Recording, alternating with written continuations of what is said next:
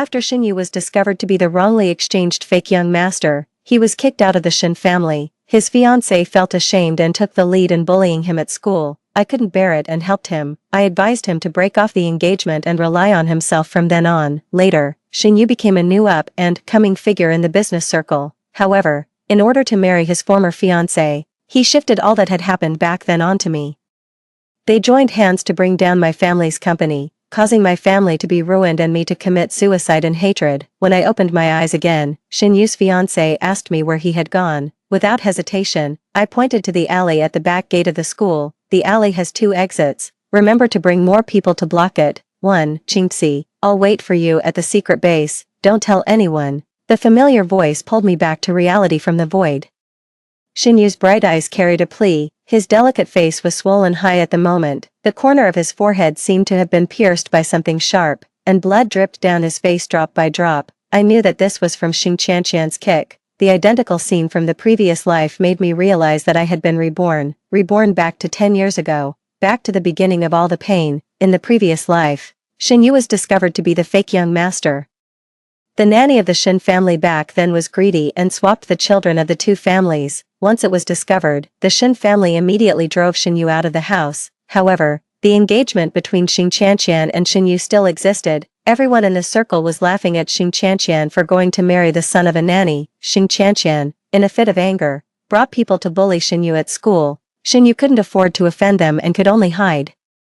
When I saw the once noble Shinyu in such a sorry state, I felt compassion. I not only helped him deceive the chasing Xing Qianqian away but also sent him to the hospital. Shinyu had no money on him, so I advanced the medical expenses and called the police for him. The police came forward to educate Xing Qianqian and inform the school of everything. Naturally, the school wouldn't take any action against Xing Qianqian. After all, when Xing Qianqian entered the school, the Xing family had donated a building to the school. Because of the matter of calling the police, Shinyu's life became increasingly difficult. The injuries on his body were getting heavier day by day. I was so angry that I exposed everything on the internet, triggering the anger of the whole network. The school's reputation was damaged, and finally, unable to withstand the pressure, it had to expel Xing Qianqian. The Xing family felt ashamed and directly sent Xing Qianqian abroad.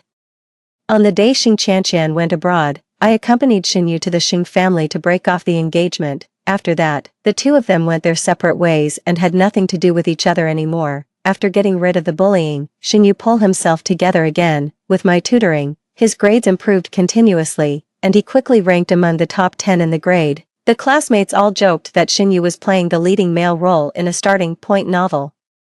Breaking off the engagement and making a comeback, slapping his fiancée in the face. Indeed, as they said, 5 years after graduation, Shinyu became a new up-and-coming figure in the business circle, with an unlimited future. But Shinyu's high-spiritedness was precisely the beginning of my nightmare. 2. Shinyu fell in love with his former fiancée Xing Qianqian, who had bullied him. If Shinyu was playing the role of the counter-attacking male protagonist, then Xing Qianqian was the female protagonist in a sadomasochistic love story. Shinyu achieved success and fame, while Xing Qianqian regretted it. After some entanglement, the 2 got engaged again and became fiancés once more. After being together, Xing Qianqian was obsessed with the fact that Shinyu had broken off the engagement back then. She was also dissatisfied with my existence. When Shinyu found out, he shifted all the blame of that year onto me. It was me who forced him to go to the hospital, me who called the police, me who caused the online public opinion, and me who forced the break off of the engagement. Shinyu cleared himself completely. He shaped my kindness into a secret love for him and my failure to get him. Later, the 2 of them joined hands to suppress my family's company. Under their scheme, my family declared bankruptcy. My father owed hundreds of millions of debts. He was in a daze and didn't pay attention to dodging while driving, and died in a car accident. When my mother found out, she had a heart attack and was rushed to the hospital on the spot but couldn't be saved. And on this day, Shinyu and Xing Qianqian held a century-old wedding, which everyone envied. My family was ruined, and I was completely disheartened. I climbed to the top floor of the Shin group and jumped off, unexpectedly. When I opened my eyes again, I returned to the time when Shinyu was being bullied. This time, I won't be so kind-hearted to help him anymore. I want to watch Shinyu be buried in the quagmire and never be able to turn around. 3. My thoughts returned. Seeing that I didn't reply, Shinyu had already run away. My family was a nouveau riche. When I first transferred, I was isolated by all my classmates. Only Shinyu, who was the monitor, took more care of me. There was an old woman selling delicious bean curd in the alley at the back gate of the school, but the students studying in this school all came from wealthy or noble families, and not many people went there to eat every day. I would occasionally help the old woman out. Later, the old woman passed away, and I was also used to going there to sit occasionally. Gradually, it became my secret base. Xinyu also knew about this, so this time, when he was chased by Xing Qianqian with nowhere to hide, he went there. Jiang Qingxi, have you seen Xinyu? Xing Qianqian's arrogant voice pulled back my thoughts. There were a group of followers behind her. Half of them were her suitors, the remaining half were the followers of her suitors. They also disliked Xinyu. After knowing that Xing Qianqian was going to deal with Xinyu, they all volunteered. Without hesitation, I pointed to the alley at the back gate of the school. Xinyu went that way. The alley is quite deep and has 2 exits. Remember to bring more people to block it. Xing Qianqian's expression was blank for a moment, as if she didn't expect me to answer so simply. You're not lying to me, you actually betrayed Xinyu. I spread my hands. Miss Xing, I'm just a passer-by and not familiar with Xinyu. I'm not curious about your love-hate relationship either, so you don't need to doubt me. Xing Qianqian sneered. I understand. You see that Xinyu has fallen and want to curry favor with me. Let me tell you, no way. I was speechless. If you think so, I can't help it. Also, if you don't chase him, he'll run away. Xing Qianqian gave me a fierce look and led the followers behind her straight to the back alley. I took a deep breath and turned to walk towards the classroom. The smell of youth is really nice. It was not until a week later that I saw Xinyu again at school. The bruises on his face had mostly faded. Only his forehead had been stitched a few times, and the gauze hadn't been removed yet. From the moment he entered the classroom, he would look at me from time to time, as if he wanted to say something but held back. As soon as the teacher announced the end of class, he came over. Qingxi, why did you betray me that day? My hand that was doing the questions paused, and I asked him in return. Xinyu, did you call the police that day? Xinyu was stunned. Call the police? I couldn't call the police, Qianqian. Well, that's it. I interrupted him impatiently. What does the fun play between you two fiancés have to do with me? A passer-by. Xinyu froze in place, his face turning green and then white. I directly ignored him and lowered my head to continue studying. Xinyu had to leave reluctantly, but not long after, Xinyu actually started to pursue me high-profilely. When I arrived at the classroom in the morning, breakfast and hot milk were already placed on my desk. During the break, as soon as I picked up my cup, a cup filled with water was brought in front of me. I ignored all of this and focused on my studies. Then he would send me a cute pen every day, or write some encouraging notes. He even bought the latest exercise books. I refused to accept all of these and returned them to him. I thought he would stop after being crazy for a while, but unexpectedly, he directly changed his seat to the side of mine. Wherever I went, he went, just like at this moment. As soon as I stood up, he immediately stood up and followed me. Qingxi, where are you going? I'll go with you. I rolled my eyes. The women's restroom. Do you want to go? Xinyu forced a smile and sat back. With the idea of avoiding him, I stayed in the restroom for a while longer. Qianqian, why is Xinyu pursuing Jiang Qingxi? Don't you have an engagement? Xing Qianqian sneered. I don't want to have an engagement with that nanny's son. Does he even think he's worthy? I just casually said that he's not likable. He refused to accept it and said he would prove it to me, so I made a bet with him to see if he could win Jiang Qingxi's heart within a month. The conversation between Xing Qianqian and the other person made me stop. You two are willing to play this game, and you can still drag me into it. You're dumping all this garbage on me.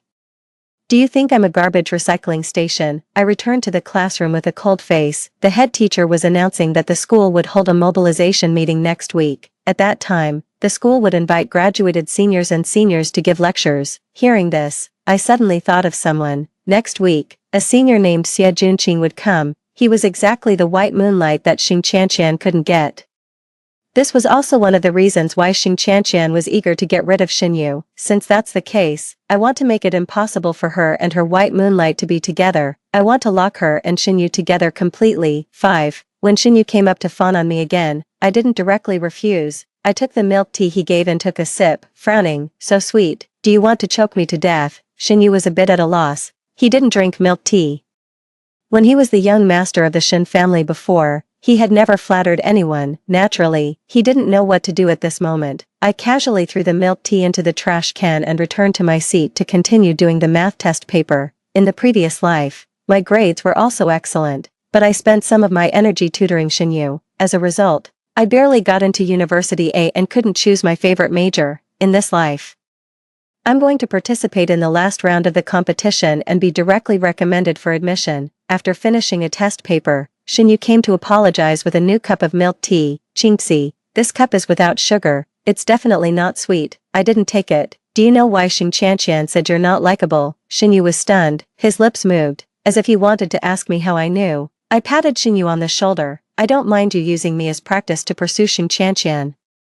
But what you're doing now doesn't look like pursuing a girl, it's more like being someone else's follower. As my voice fell, Shinyu's brows furrowed completely. I knew that he had listened. I continued to persuade him. What you need more now is to clarify your feelings to Xing Tianqian. Only when you confess will these actions of yours be called pursuit. Shinyu smiled bitterly. She will reject me. I glared at him in frustration. As long as you're romantic enough, you can make her unable to refuse you. Shinyu was silent for a long time before saying, can you teach me what to do? I raised the corners of my lips. Of course. 6. Soon it was the day of the mobilization meeting. Most of the seniors invited by the school were from University A, the top-tier institution in the country. The other half were studying abroad. After all, they were all young ladies and young masters from wealthy families who liked to get a gilded education. At the school gate, among a row of plain checked skirts, Xing Tianqian's white waist cinching skirt stood out particularly. This was the student union reception organized by the school, responsible for leading the seniors to the auditorium. Such a hard and tiring job, Xing Tianqian never considered before. This time, she specifically asked for this quota. Xie Junqing arrived last. He was wearing a loose black t-shirt, a baseball cap pressing down on his stubble, and gray sweatpants below. Compared with Xing Tianqian's elaborate dress, he looked extremely casual. He didn't seem to be here to give a lecture but rather passing by. Seeing that the person had arrived, Xing Tianqian immediately greeted him. Senior Xia, long time no see. Xie Junqing didn't even look at her. He nodded casually and walked in with big steps. He left Xing Tianqian behind, chasing in a sorry state in her scheming high-heeled shoes. I laughed. I thought they were so close. But Xie Junqing didn't remember who she was at all. In the previous life, I saw Xie Junqing's name on the hot search and learned something about him. The Xie family was a family of scholars. They weren't extremely wealthy but had power. Xie Junqing had always ranked first in the grade from childhood to adulthood. In high school, he was recommended to University A after studying for only 1 year. Don't look at him as a postgraduate student now. In fact, he's only 2 years older than me. In the previous life, during his doctoral studies, he developed a new anti-cancer drug and was once called the light of the medical field. Everyone said that with him around, it was only a matter of time before cancer was conquered. With his family background, good looks, and talent, he once became the white moonlight of all the girls in the circle. But now it seems that Xie Junqing has no intention of falling in love at all. Xing Tianqian's flirtatious looks were all in vain. When the two of them arrived at the auditorium, everyone was present. Xie Junqing and the others were arranged seats uniformly. Xing Tianqian had to sit in the back row reluctantly. The principal's boring speech lasted for 2 hours and finally came to an end. Xie Junqing was the first senior to speak. He got up and went to the backstage to prepare to go on stage. Perhaps the methods of a genius don't apply to everyone. The speech Xie Junqing prepared was very short. He started to express his gratitude in just 3 minutes. Seeing this, Xing Tianqian got up and prepared to rush to the backstage. At this moment, the beam of light on the stage suddenly went out and shone on Xing Tianqian's position. Everyone turned their heads in unison to look at her position. I took advantage of the darkness to touch the stage, grabbed Xie Junqing, and pulled him down. The lights on the stage lit up again. It was Xingyu holding a large bouquet of roses. He had specially tidied himself up today, with a white shirt and black trousers. His figure was tall and straight, showing off his youthful charm. He was holding a microphone in his other hand and looking at Xing Tianqian affectionately. Xing Tianqian, I'm telling you in front of all the teachers and students in the school that I like you. Your beauty and elegance always amaze me, every time I see you. My heart beats faster as if it's going to jump out of my chest. 7. All the students in the audience started too, and several members of the Atmosphere Creating Group I hired shouted, "Get together," loudly. This kind of forced confession made Xing Tianqian's face look uglier and uglier. She couldn't bear it anymore and shouted, "Shut up, all of you shut up." However, her voice couldn't suppress the sound of the microphone at all. And Xingyu was still affectionately reciting the love letter I found on Baidu. It was cheesy and boring. Xie Junqing beside me had no intention of watching the excitement and turned around to leave. I took 2 steps forward. Senior Xie, it's dark here, let me see you out. Xie Junqing glanced at the work ID hanging around my neck and nodded hesitantly. Out of the corner of her eye, Xing Qianqian caught sight of our figures walking out and became even more anxious.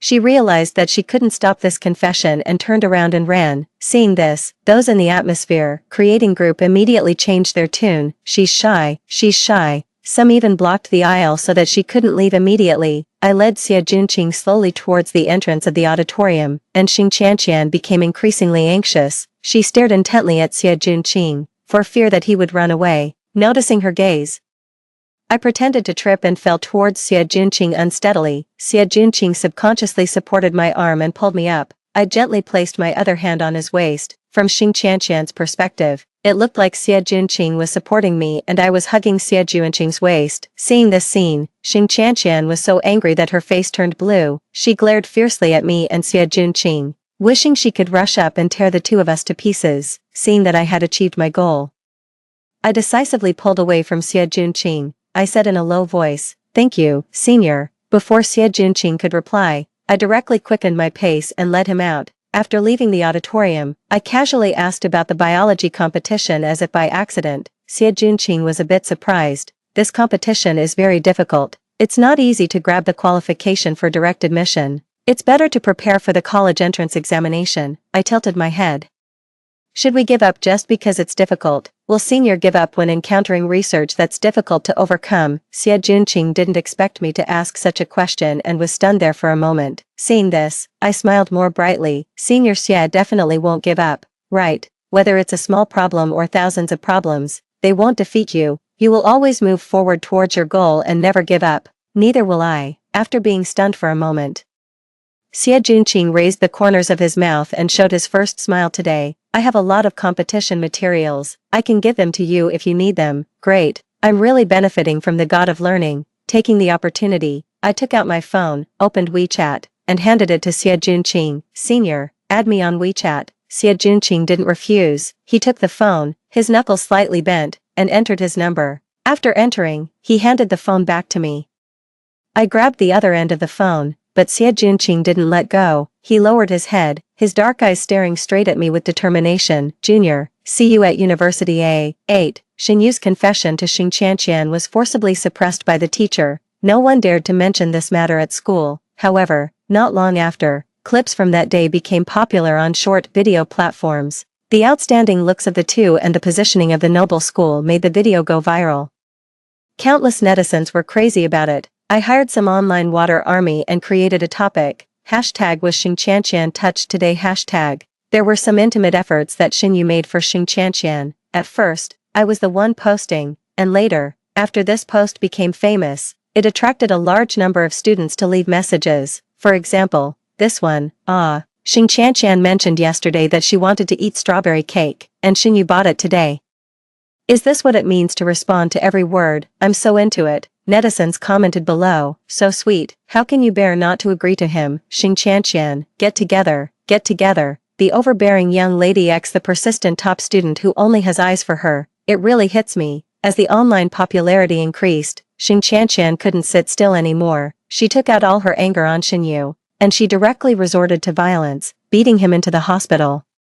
Xin Yu wouldn't be able to return to school for at least 2 or 3 months. After the male protagonist was absent, the online popularity finally decreased a bit. Xing Qianqian spent money to delete all the posts completely, and the hot search disappeared completely. The campus returned to quiet again, and so did my life. A week of peaceful days passed. One day, after class, the head teacher called me to the office. Qingxi, you know about Xin Yu being hospitalized, right? Hearing Xin Yu's name, my eyelids twitched, and I had a bad premonition. Sure enough, the head teacher said, before Xin Yu was hospitalized, his grades had been dropping. This time, he's directly hospitalized for a month. I thought that since you two had a good relationship before, you might as well work a little harder during this period.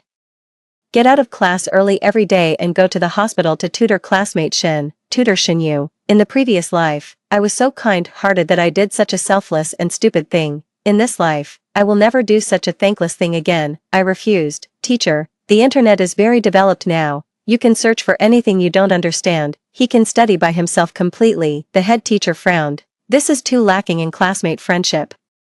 Many difficult problems on the internet are not clearly analyzed and can't be targeted, I sneered. Then you are more suitable to go. You can not only express the friendship between teachers and students but also provide targeted, one-on-one tutoring. The head teacher didn't expect me to refuse so firmly, and her face suddenly turned as black as ink. Student Jiang Qingxi. The teacher remembers that you signed up for the biology competition, right? The school won't give the quota to a student with bad moral character. I hope you understand. I was almost amused. The head teacher meant to threaten me with the competition quota. If I didn't go to the hospital to tutor Xinyu, she would give the quota to someone else on the grounds that I had bad moral character. This was a blatant threat. Seeing that I understood her meaning, the head teacher patted me on the shoulder. Don't be in a hurry, think it over. Sometimes suffering losses is a blessing. There's no need to be so stubborn. Not be stubborn, be filled with anger instead. Bend over backwards for others and wrong myself. Don't be so hypocritical. My mammary glands are also mammary glands. However, I have no grudges against the head teacher, and Xinyu doesn't seem to have any connection with the head teacher either. The only explanation is that this is Xing Qianqian's doing again. Since I can't oppose it, I'll face it head on. You have your tricks, and I have my ways. I pretended to compromise and changed my words. I'll go. The head teacher nodded in satisfaction. That's a good girl, good girl. How ironic. 9. The head teacher exempted me from evening self-study and the last class in the afternoon. She said it was to make it more convenient for me to go to the hospital. I didn't object. After packing up my test papers, I went to the hospital. Xinyu was down and out now and naturally didn't have a VIP ward. And this ordinary ward had 4 beds and was very noisy. When he saw me come in, he didn't say anything. He knew that he had been tricked by me and was angry. No one would spoil him. I wished he would be angry and stay away from me. I threw his books in front of him and then casually found a table to do my test papers. I didn't look at him once throughout the process. Before long, Xinyu finally couldn't hold it in anymore. The teacher said to let you come and tutor me. Is this how you tutor?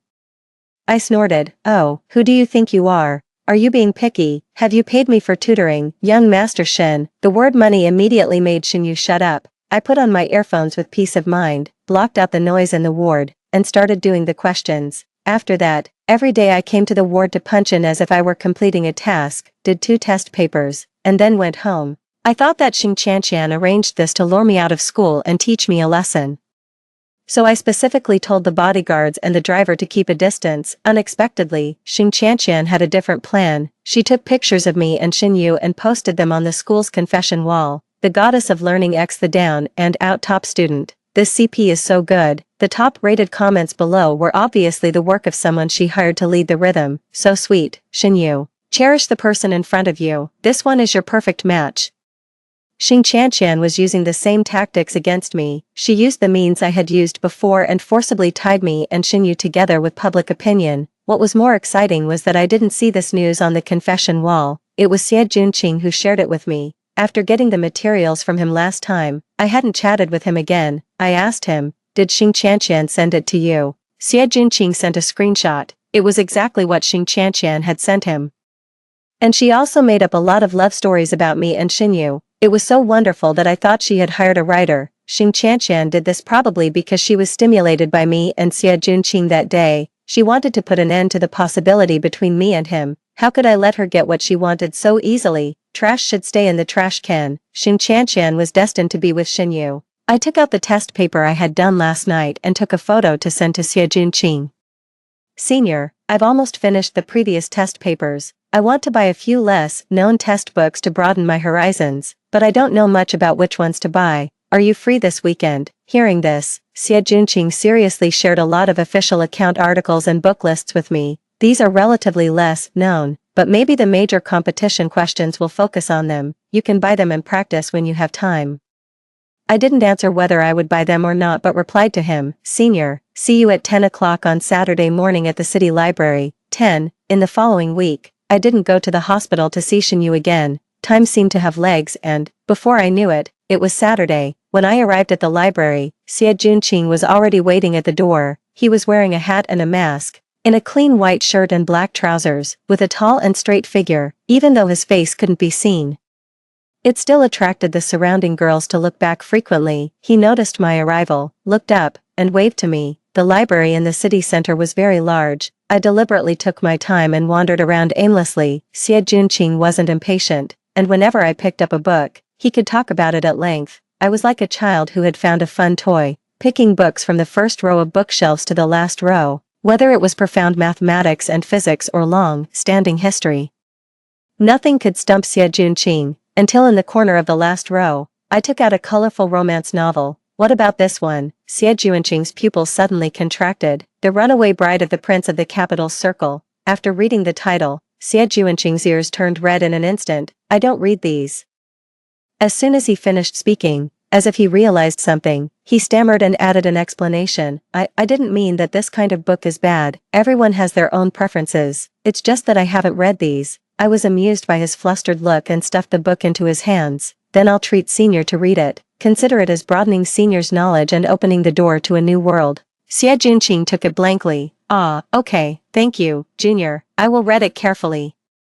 Read it carefully, imagining that scene, I couldn't hold back the corners of my mouth and burst out laughing. 11. After Xie Junqing left, a girl came up to me with a camera. Miss, you and your boyfriend are so sweet, even random shots look great. The girl was the hired photographer I had arranged. She was very professional. Although we were just picking books, she managed to capture an extremely ambiguous atmosphere. It looked like a young couple on a date in the library on the weekend.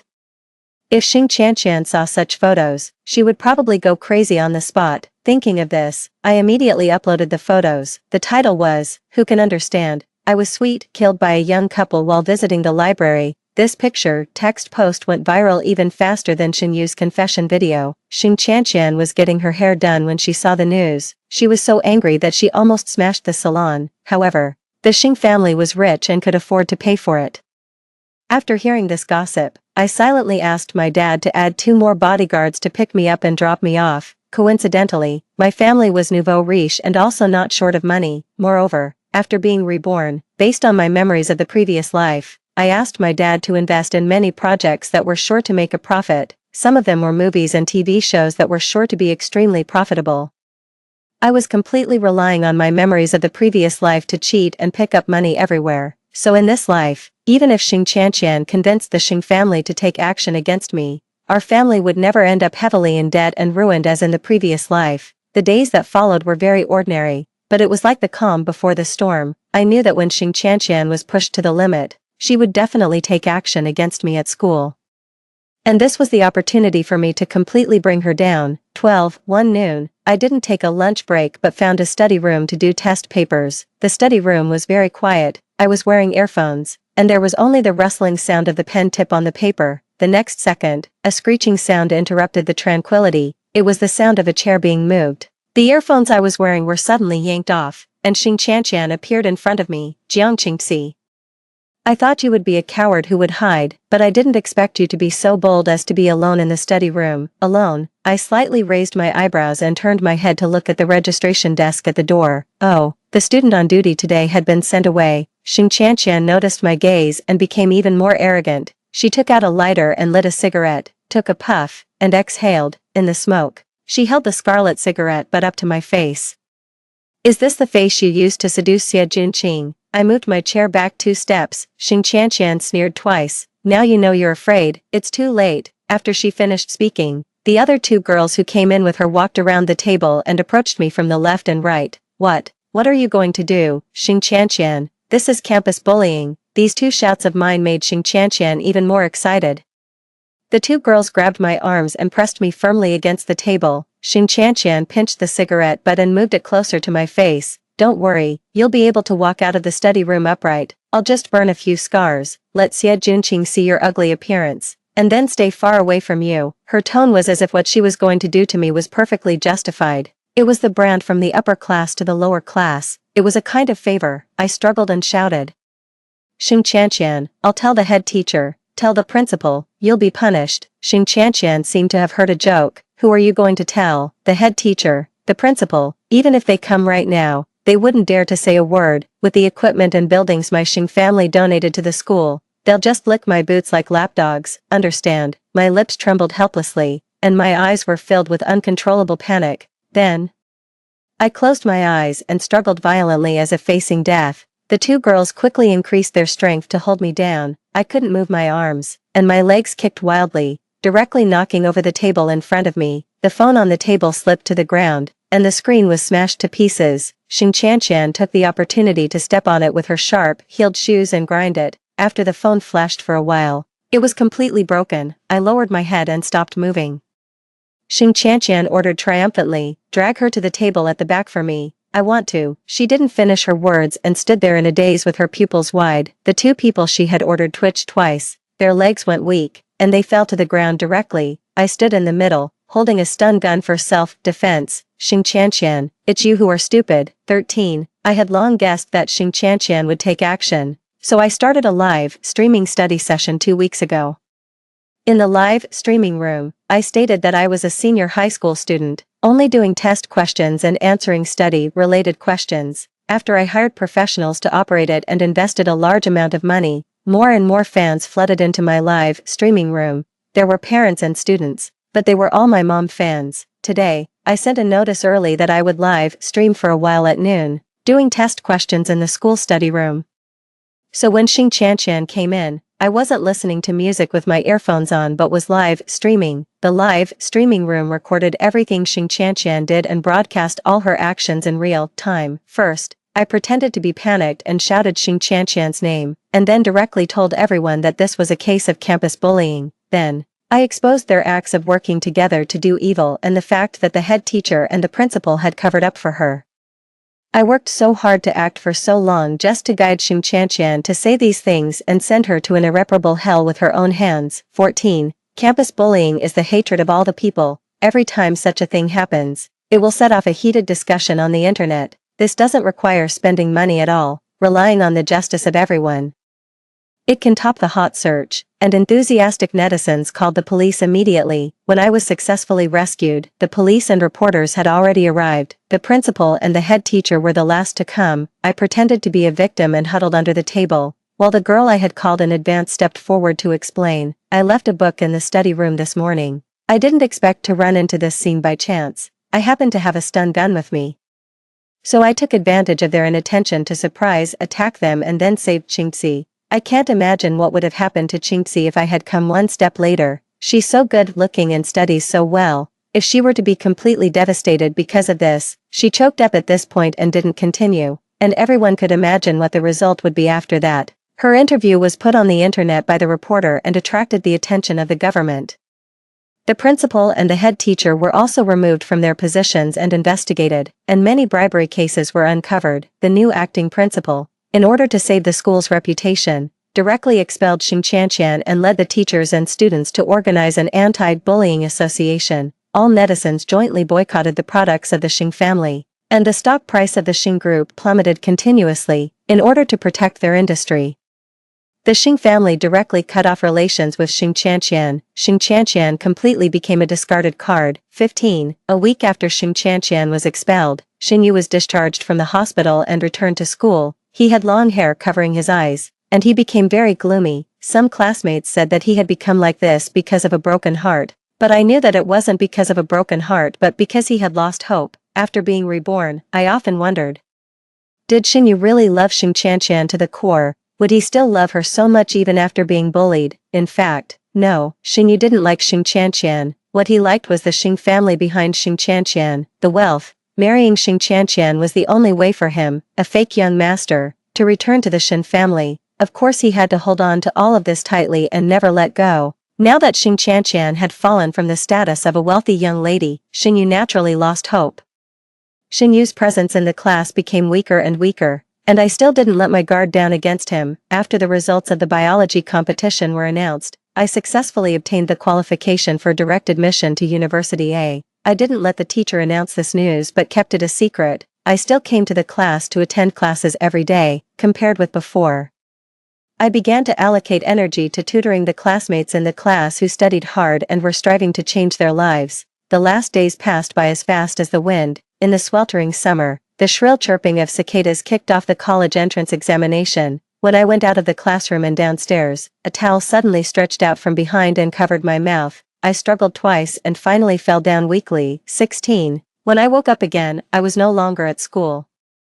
I was tied up in an unfinished building. Seeing that I woke up, Shinyu pulled a smile at the corner of his mouth. Surprise, he leaned closer, put the phone in front of my eyes, and tapped the phone screen with his finger. Time's up, Chinxi, you have no chance to take the college entrance examination. From today on, you're no longer a god of learning, you'll become a loser like me. We're the same kind of people now. As he spoke, he even danced and cheered. Then he somehow took out a large bouquet of roses and knelt in front of me. Chinxi, shall we be together? I'll treat you well. Let's start over together. Together, Pa. I directly spat in his face. I rarely act so impolitely to people, unless the other person is not even human. Shinyu wiped his face in disbelief. You don't agree? Why don't you agree? He roared. How dare you not agree? How dare you? How dare you? As he shouted, he threw the roses away crazily and rushed towards me with a knife in his hand. We have to be together, together forever, forever. At the moment when the sharp knife reached in front of me, it was kicked away by a foot. It was my bodyguard who appeared. He untied the rope for me and stood behind me. The other bodyguards had already subdued Shinyu and pinned him to the ground. I tidied up my messy hair. Shinyu, I never trusted you. So as soon as you were discharged from the hospital, I hired someone to keep an eye on you. As for the college entrance examination you mentioned, oh, I forgot to tell you, I, the god of learning, have already been recommended for admission. The moment the truth was revealed, Shinyu trembled all over and then roared loudly, impossible, this is impossible. I clapped my hands, and the bodyguard brought another person up. It was Xing Tiantian. I pushed Xing Tiantian in front of him. This is your lover, the one you've been desperately pursuing. I wish you two a happy marriage and an early birth of a precious child in advance. Shinyu suddenly grabbed Xing Tiantian's wrist. You're not worthy. How can you, a vicious woman, be worthy of being with me? Xing Tiantian flew into a rage and slapped Shinyu directly. I'm not worthy. You're the one who's not worthy. A nanny's son dares to have designs on me. A toad wants to eat swan meat. Shinyu let go dejectedly, his expression desolate. Like a trapped beast. The next second, he raised his head, broke free from the bodyguards with a ferocious face, and rushed straight towards Xing Tiantian. He pushed Xing Tiantian hard. Die, die, die. It's all your fault. You go die for me. Xing Tiantian lost her balance and was pushed back 5 or 6 meters by him. Her whole body fell directly from the building. Shinyu showed a look of joy, but before he could be happy, his body tilted and he was actually directly dragged down by Xing Tiantian. Bang, there was a loud noise. The two were tightly embraced, as if they were a couple deeply in love, falling to the ground together. The sun shone down, and large, bright red roses seemed to bloom on the ground. 17. Xing Tiantian became Shinyu's cushion and died on the spot. Shinyu was finally rescued, but he was left with a lifelong disability. He was taken away by the police for kidnapping and attempted murder. It was said that when he was taken away, his mental state was not normal. He kept saying that it shouldn't be like this, that everything was wrong, and that it was clearly not like this in his previous life. I guessed that after he was rescued, he was reborn, waking up after being reborn, facing a self who hadn't finished high school, was disabled, and had a criminal record. Anyone would not be able to bear it, right, but all of this was because of himself.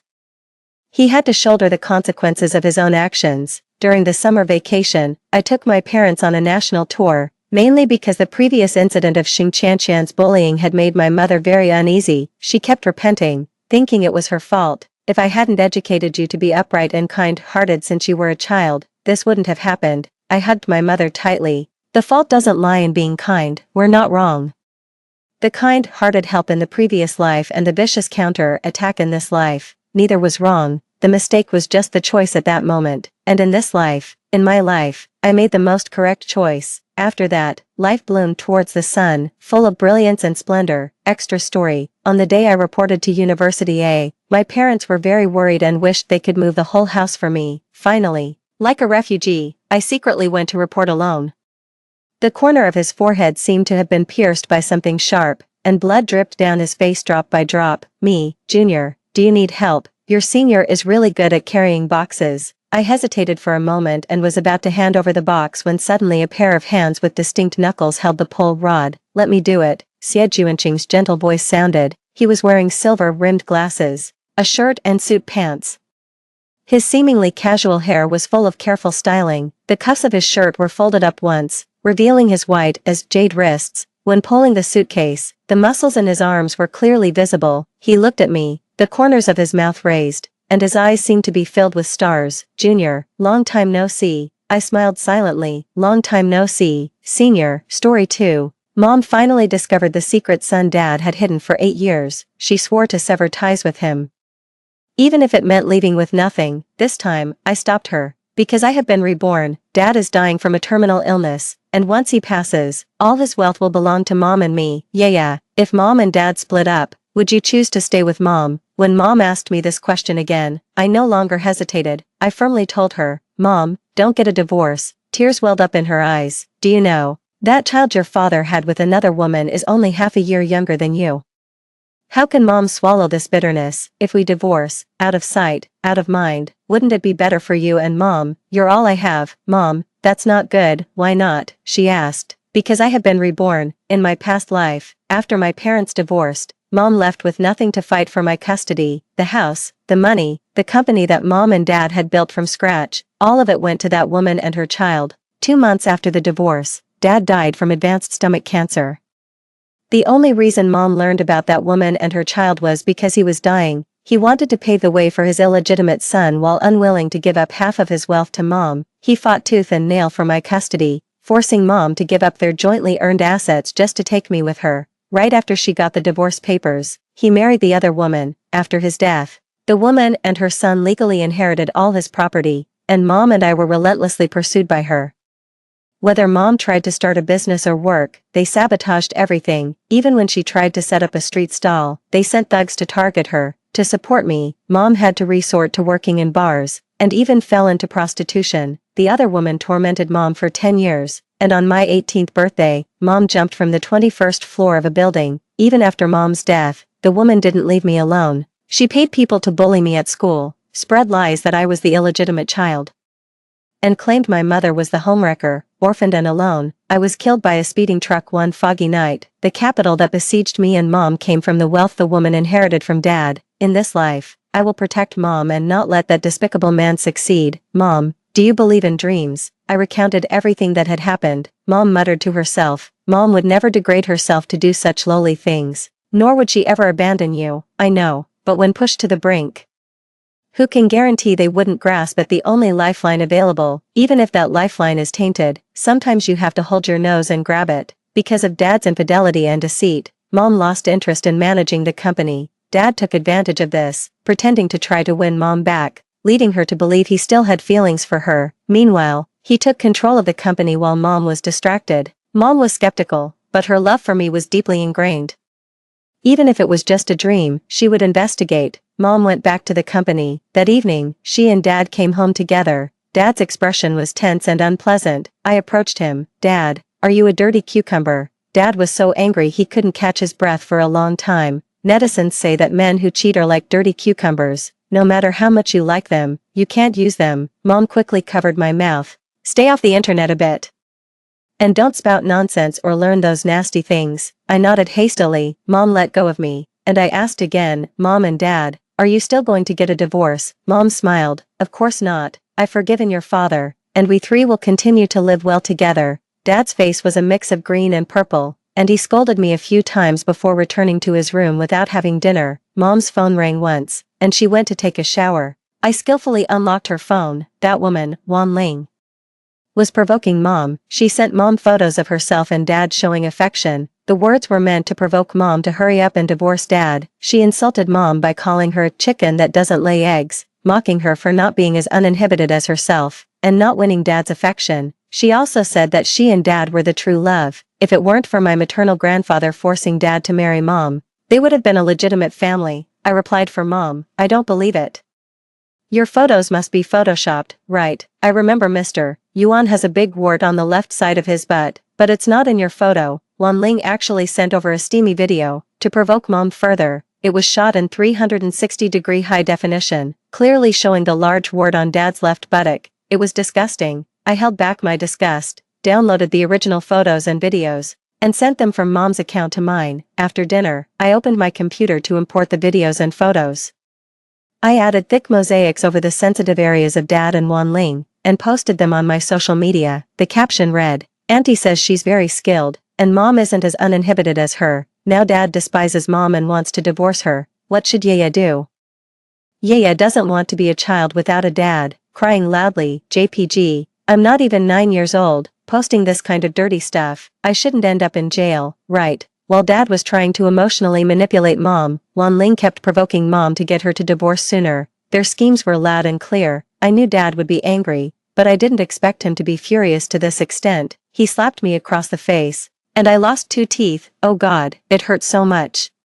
But compared to the excruciating pain of being run over by a truck, this slap felt like a light drizzle. Mom jumped on him, scratching him and leaving his face a bloody mess. The marks were ugly and vivid. He ordered me to delete the video, and I obediently complied, but deleting it was useless. Who knows how many people had saved their video overnight. Several of my social media friends are always on the forefront of gossip, and I trust their fighting spirit won't disappoint Dad. Dad yelled at Mom. Look at what a fine daughter you've raised. He slammed the door and left, my mouth full of blood. Mom tried to take me to the hospital while crying. I refused. Mom, when there's trouble, we should go to the police. Mom, feeling sorry for me, initially wanted to take me to the hospital but ended up being dragged by me to the police station, bleeding all the way there. Once inside, I finally vomited, with my mouth full of blood. I shakily extended my hand to a kind police officer, holding the 2 teeth I had kept. Auntie, Yaya wants to report a crime. After years of having things go his way, this was probably Dad's first time in a police station, and it was because he had beaten his own daughter. Despite his successful years and competent demeanor, he had never lost face like this before. His face was a mix of green and purple, and unpredictable. My teeth were gone, and my face was swollen like a proofed bun.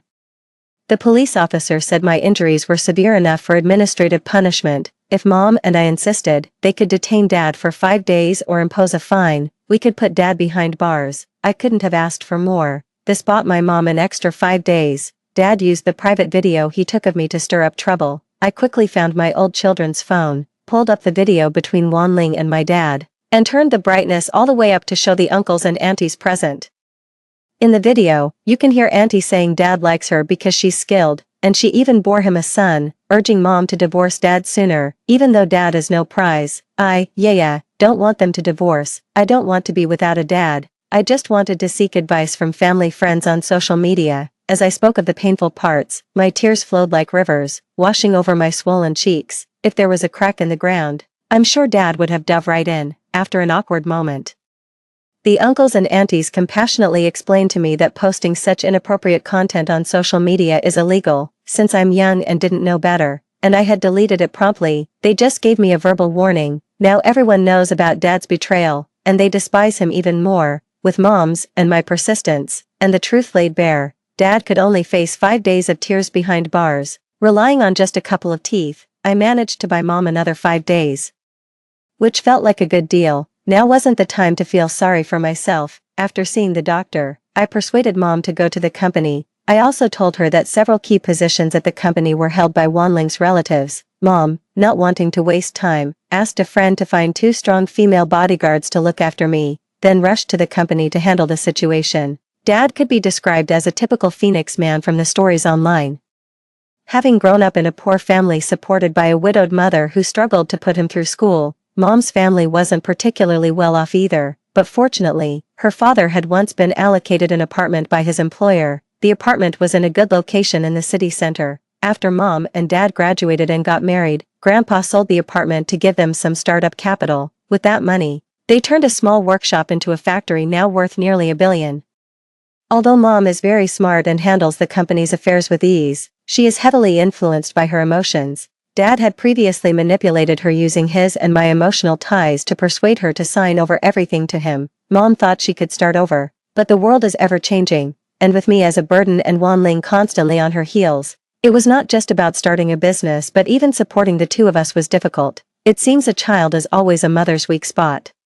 Without me, Mom would never have willingly given up her hard-earned achievements. I don't want to repeat the tragedies of my past life. In this life, it's my turn to protect Mom. After 5 days, Dad must have harbored deep resentment towards me and Mom. When he got out, he didn't even come home, but went straight to the love nest he had set up for Wanling and her son. Because of the video incident, Dad became the laughingstock of the company. Mom said that on Dad's first day back at work, he was like a gorilla entering a crowd, surrounded and quietly discussed by everyone. Some cynical aunties secretly cursed him and rolled their eyes at him. Fresh out of jail and facing such treatment, he lost his temper at the office and almost drove those people out. Of course, Mom stopped him, knowing that Mom had driven out Wanling's relatives from the company. Dad had a huge fight with her, their relationship irreparably broken. Dad knew he could no longer manipulate Mom emotionally to get his way. He agreed to divide half of his assets with Mom for a peaceful divorce. Mom learned from Dad's personal doctor about his illness, knowing that even if the surgery was successful, he didn't have long to live, which made it even less likely for her to agree. All of this confirmed what Mom and I had said: she would never trust Dad again. Dad also knew he didn't have much time left. Dragging this out wasn't in his favor. But Mom absolutely refused a peaceful separation, so he filed for divorce in court. Holding my hand, Mom pleaded with the court staff, "Even though he was at fault first, my daughter and I are willing to forgive him. Our relationship has been so strong, we shouldn't give up on our marriage just because he strayed. I'd rather dismantle 10 temples than break up one marriage. I request that his application for divorce be rejected." Tearfully, I said, "Daddy, Yaya doesn't want to lose you." Dad looked frustrated. He couldn't provide any proof that his relationship with Mom had broken down. His affairs only proved that he couldn't control his desires. But both Mom and I are willing to forgive him. Mom embraced his faults with an ocean's breadth of tolerance, hoping only that he would return to the family. After a long struggle, his first attempt at divorce ended in failure. If Dad wants a divorce again, he has to wait another 6 months if Mom doesn't agree to it. Sadly, he couldn't wait that long. Mom said that Dad took a lot of money from the company behind her back. He was planning for the future of Wanling and her son. He feared they wouldn't get anything if he died. He even made a will in secret, leaving his share of assets to his illegitimate child. Worried, I asked Mom, "Why don't you stop Dad?" Mom told me not to worry too much, that she would handle things outside and wouldn't let unrelated people take advantage of us. I told Mom everything I knew in great detail. Dad couldn't deceive her anymore. I believe in Mom's ability to handle this without suffering any loss. In my past life, Mom and I suffered too much. I'm not heartless, but I don't want to give a single penny to that mother and son. Dad's actions deeply disappointed me. He never came home. So I had to go find him where he lived with Wanling and her son. I knew where they were staying. He had set up Wanling and her son in one of the top villa areas in our city. I had been here in my past life too, but at that time, I was begging Wanling. I knelt at their villa door, pleading with her to be generous and spare my mom and me. Regrettably, she pushed me to the ground with a kick, her fancy high heels pressing against my face as she laughed brilliantly. She said, "This is karma. It's your mother's fault for interfering in our love." The sharp heel of her shoe painfully poked my face, and some onlookers, upon hearing her words, spat at me and called me shameless. She said she would spare my mom if I knelt to her, and I really did kneel. She laughed even more joyously, supporting her son as they both shook with laughter. The innocent yet insipid face of her son nearly made me vomit. Now, it was my turn to collect some interest. I went to their villa with the female bodyguard my mom had given me, holding a photo of her and Dad, asking from the entrance all the way to their villa. Their door was wide open. The woman who used to boast in front of me and my mom was watering the garden with her son at the entrance. It seemed like a peaceful moment. Wanling auntie. Wanling was startled when she saw me, and seeing the group of neighborhood grandmothers and mothers behind me, her cheeks turned even paler. People always wondered why her husband was hardly at home. She had the nerve to tell me he was a busy company CEO flying here and there. Turns out she's just a mistress who can't be seen in daylight. Shameless. People thought she was gentle and kind. Who knew she was like this behind closed doors? Quite an eye-opener. Appearances can be deceiving. Who knows whether behind a good facade lies a human or a ghost? People of such poor character, now we know. And we should avoid her in the future to prevent a bad influence on our children. Their comments snapped Wanling back to reality. She pretended not to know me, repeatedly saying I had the wrong person. Lying requires others to believe you. I showed everyone the photo, and clearly, they didn't believe her. Their comments grew harsher, and she angrily told us to get lost. I wiped my tears and began to plead, "Auntie Wanling, please don't let Dad divorce Mom, okay? If you leave Dad, I can give you however much money you want. You like Dad's money, right? I also have a lot of New Year's money." With a crash, I smashed the piggy bank I was holding, scattering 1 and 50-cent coins all over the ground. I picked them up one by one and placed a handful into her hands. The disdain from the onlookers intensified. Her son, Yuan Shao, lunged at me, aiming to strike, but I quickly grabbed his ear, causing him to howl in pain. Wanling tried to intervene, but was held back by my 2 bodyguards. As I cried, I cursed, and while cursing, I kicked and scratched ferociously. I lost all reason in my rage. tightly grasping Yuan Shao and beating him mercilessly. If it weren't for your father, he wouldn't have abandoned me. You stole my father. It's all your fault, all your fault. Yuan Shao, who was shorter than me by half a head and developed more slowly as a child, stood no chance against me. He cried out in pain from my beating. He's not my brother. He's a devil, born with original sin. He and his shameless mother took everything from my mother and me, then crazily sought revenge against us. In an effort to salvage Wanling's reputation, the increasingly sensible Yuan Shao paid people to spread rumors at my school, claiming my mother was shameless and broke up their family, leading to my father's death. He even instigated some girls to lock me in the bathroom, tear up my textbooks and homework, falsely accuse me of cheating on exams, and have someone splash dirty water on me on my way home. He is rotten to the core. I won't let him off just because he's still a child. When Dad arrived, Yuan Shao was already bruised and in a sorry state. Wanling, holding her son, cried pitifully, while Dad, raising his hand, still wanted to hit me. My bodyguards shielded me, cautiously watching Dad, their hands half clenched, ready to restrain him if he attempted to strike, peeking through the gap between my protectors. I straightened my neck defiantly at Dad. If you want to end up in jail again, go ahead, hit me, kill me. You knocked out 2 of my teeth last time. You want to hit me again, don't you? All I wanted was to protect our family. What did I do wrong? You shamelessly flirt with others. I'm truly cursed to have a father like you. The crowd watching grew larger, encircling us completely. Their comments shifted towards criticizing Wanling and Dad for their shamelessness. My words left him clutching his chest, staggering, and finally collapsing in the garden from the shock. I didn't expect Dad to be so weak that he'd faint like that. I immediately cried out and dialed for an ambulance. As the ambulance arrived, Wanling wanted to bring her bruised son with us to the hospital, but I forcefully pushed her away. Dad's anger led to a series of adverse reactions, and his cancer cells spread even more severely. The doctor said that without immediate surgery, he might not survive the month. Immediate surgery had a 30% chance of success. At best, the surgery would only extend his life by a year or so. When Dad woke up, the first thing he did was try to scold me, but Mom promptly slapped him hard. Since you're already bedridden, just behave yourself. Dad was furious, but he was too weak to even walk a few steps, no match for Mom. I pressed him back onto the bed and relayed the doctor's advice, asking for his decision. I don't know if he had undergone surgery in his previous life, but he didn't last long and soon passed away. Dad looked devastated. It was clear he was deeply upset. But what did that have to do with Mom and me? Regardless of his choice, he couldn't escape death eventually. He ultimately chose to undergo the surgery. I wasn't surprised.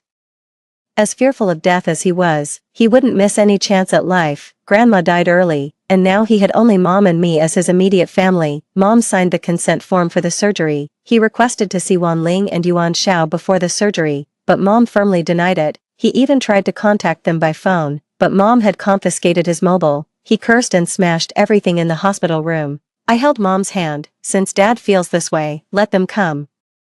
Mom was clueless about the whole situation. She just felt that the mother and son duo were repulsive, but seeing my insistence, she agreed. Wanling brought Yuan Shao to the hospital, and she burst into tears as she threw herself onto Dad's body. Coincidentally, the doctor came by for a round of checkups. I took the initiative to introduce Wanling and her son to them. Facing everyone's gaze, Wanling's pale, unremarkable face turned extremely awkward.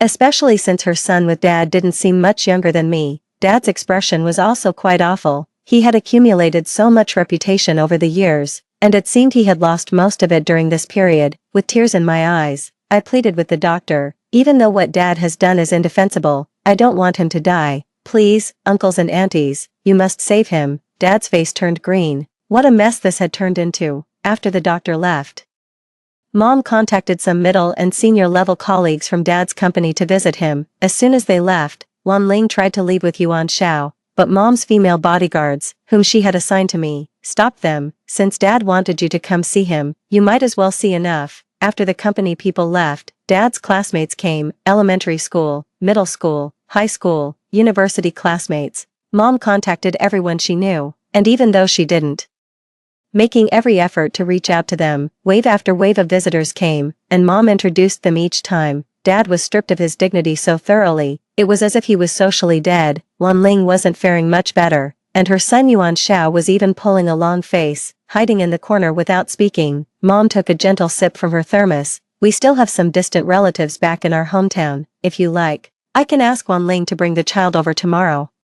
Dad weakly shooed Wanling and her son away. Eventually, Dad settled down. The wait for the surgery was long and agonizing. Perhaps Dad was bored, or perhaps he was delusional, but he grabbed my hand and earnestly said, Yu, Xiao Xiao is your biological brother, Dad's only son, and the root of our old Yuan family. Can't you treat him well? I frowned, having never realized how deeply he valued sons over daughters. I pulled out 2 teeth from my pocket, the ones he had knocked out earlier, and shook them in front of him. Do you think that's possible? Dad became furious and embarrassed. Which parent doesn't discipline their child? I've been good enough to you. Look at our hometown. Which girl has a life as good as yours? Don't ignore your blessings. His words truly disgusted me. Dad, I think you're shameless, relying on Grandpa's support to start a business, finding women while Mom was pregnant. Having an illegitimate child who is only half a year younger than me. Now that you're close to death, you want to trick Mom into leaving everything to your illegitimate child. You say you've been good to me, but I haven't felt it at all. You pride yourself on being high class, but all you have are feudal leftovers clogging your brain, wanting to take all the good things from Mom for your son outside. I've never seen a more despicable old man than you. Someone like you probably goes straight to hell when they die. Dad's trembling fingers pointed at me. I slapped his hand down. What did you teach me before? Pointing fingers at people is rude. You.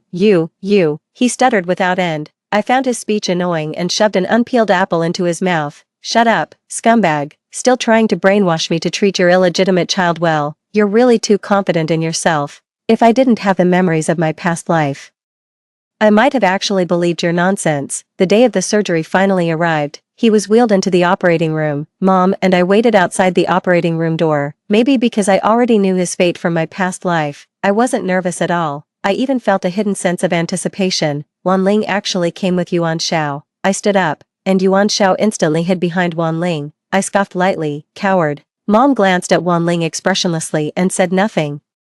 Wanling approached with an awkward smile. Sister Chiwen, I came to see old Yuan. Mom treated her as if she were heir, not sparing her an extra glance. From morning till afternoon, the lights in the operating room finally changed. A moment later, the doctors walked out of the operating room, the lead doctor looking very serious, his gaze towards me and Mom carrying a hint of pity. You should say whatever you need to say to him soon. Behind me, a scream shattered the air.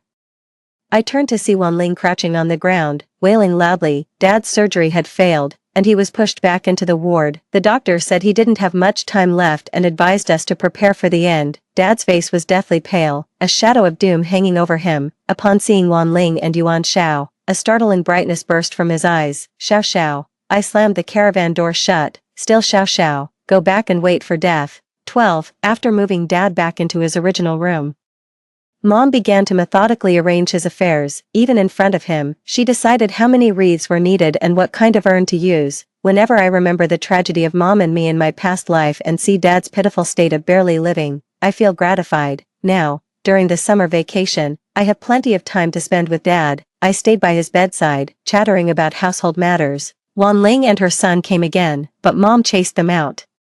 Do you know what kind of life she's leading now? In the housing estate you arranged, she's shunned by everyone, a veritable street rat. She even wants to move out, but too bad, Mom has frozen all the assets under your name, so she definitely can't use her supplementary card. Once your funeral is settled, Mom will be free to sue and reclaim every penny you spend on her. She'll have to cough up as much as she spent. Dad stared at me intently, his voice hoarse. Xiao Xiao, Xiao Xiao. Even close to death, his thoughts were still with his illegitimate child. I couldn't help but sneer. Do you think you've settled everything by making a will? Whether your will has any legal effect is still uncertain. It's said that illegitimate children have inheritance rights, but who can prove that Yuan Shao is truly your biological child? You think you can rest easy just because you've done a paternity test in secret? Mom consulted a lawyer. And that test is worthless. Mom has even prearranged your funeral services, and without her and my permission, Wanling will have no chance to do a legal paternity test for Yuan Shao. Yuan Shao and Wanling won't get a penny of our money. Dad convulsed, shaking for a while before gradually calming down. His eyes were filled with hatred. If looks could kill, I would have died 1,000 times under his piercing gaze. What did we do wrong? It's just that we didn't want others to take what rightfully belongs to us. If Dad had any conscience in our past life and hadn't been so calculating towards Mom, we wouldn't have ended up so miserably. He is the true culprit for our downfall. I met his gaze, Just you wait and see. 13. Dad passed away that very midnight. These last moments, he didn't live easily. I think if I hadn't angered him, he might have lived a day or two longer. I admit it was intentional. I just didn't want him to leave this world comfortably. Why should he get off scot-free after all he did to hurt Mom and me? I just couldn't let him die peacefully. Still concerned about Wan Ling and her son, Mom methodically arranged his affairs. Returning from the crematorium, we were confronted by Wan Ling and her son, who had come seeking us. Knowing that Dad had died, Wan Ling and her son were devastated. I don't know how much of their grief was genuine, but without Dad to support them, surely some of it was sincere. Mom didn't stop them. They participated in Dad's funeral from start to finish. After my father's funeral was handled, the issue of his estate came next on the agenda. Wan Ling claimed that Yuan Shao was my father's biological son and should inherit the assets under my father's name. Unfortunately, her claims were unsupported by any evidence, and neither my mother nor I acknowledged them. With my father gone, reduced to ashes, it was impossible to verify Yuan Zhao's paternity through any means involving my father directly. Not only could she not lay claim to the so-called inheritance, but she was also expected to repay the money she had previously spent. My mother unapologetically submitted all the collected evidence. Every penny my father spent on her and her son was part of the communal property belonging to him and my mother, and Wan Ling was obligated to repay it. Firstly, there was the villa registered under Wan Ling's name, then the large bank transfers, and the luxury goods and jewelry my father had purchased for her. The evidence laid out one by one was too substantial for Wan Ling to simply dismiss as gifts. Confused and overwhelmed, Wan Ling sought guidance and incredibly, brought a family disputes TV show to confront my mother and me. She tearfully portrayed my mother as heartless in front of the cameras, accusing her of ruthlessly cutting off her and her son after my father's death. She naively thought to sway public opinion to force my mother and me into submission. Did she think everyone would sympathize with her warped view of morality? Exposing her most disgraceful side to the public like this was something I had never seen before. Gaining sympathy is easy, especially since my mother and I were the actual victims here. My mother, holding back tears, recounted her struggles while talking to the mediator. Elle is only half a year older than that child, and they've been deceiving us right under my nose. I never left the factory even during my maternity leave. When we were just starting, there was so much to handle: finance, procurement, customer service, vehicle logistics. I was behind all of it. The day I got out of confinement, I rode an electric scooter to handle tax matters, and when I returned, caught in a heavy downpour, I waited under a bridge with my child until dark to save on taxi fare. Starting a business was incredibly hard, and these were real experiences my mother had gone through. By the end, she was visibly emotional. Wan Ling only saw my mother's success and was blind to her sacrifices. While my mother ran around for the factory, my father found time to engage in affairs. How could one not be furious? My mother was merely protecting her legal assets. Completely justified. Wan Ling then changed her story, claiming she was also deceived by my father, as she had not known he was already married. Considering my father was already in his 30s and somewhat established when I was born, and not always around, how could she assume he was single? Everyone knew better. Such excuses might fool a child, but no one else. Her denial looked incredibly weak under the scrutiny of the camera. She begged my mother, for my father's sake, not to be so merciless towards her and her son. We were already so wealthy. She wasn't asking for Yuan Shao to inherit anything significant, just for my mother to spare them a little, which wouldn't affect us at all. She spoke eloquently, appearing very pitiful. Unfortunately for her, the decision lay with my mother, not the mediators or the cameraman. After recounting past events, my mother then presented evidence of the expenses my father had incurred for Wan Ling right in front of the camera. $1 million villa gifted away, luxury cars worth tens of millions replaced one after another, and the tens of millions spent on her over the years. Even Yuan Zhao's elite school fees were dozens of times more expensive than my primary school fees. Their lifestyle was far more lavish than anything my mother and I had indulged in. When this mediation session was broadcast, it did nothing to help Wan Ling's case. In fact, it attracted a barrage of criticism toward her. Gossip seekers even dug up Wan Ling's social media accounts.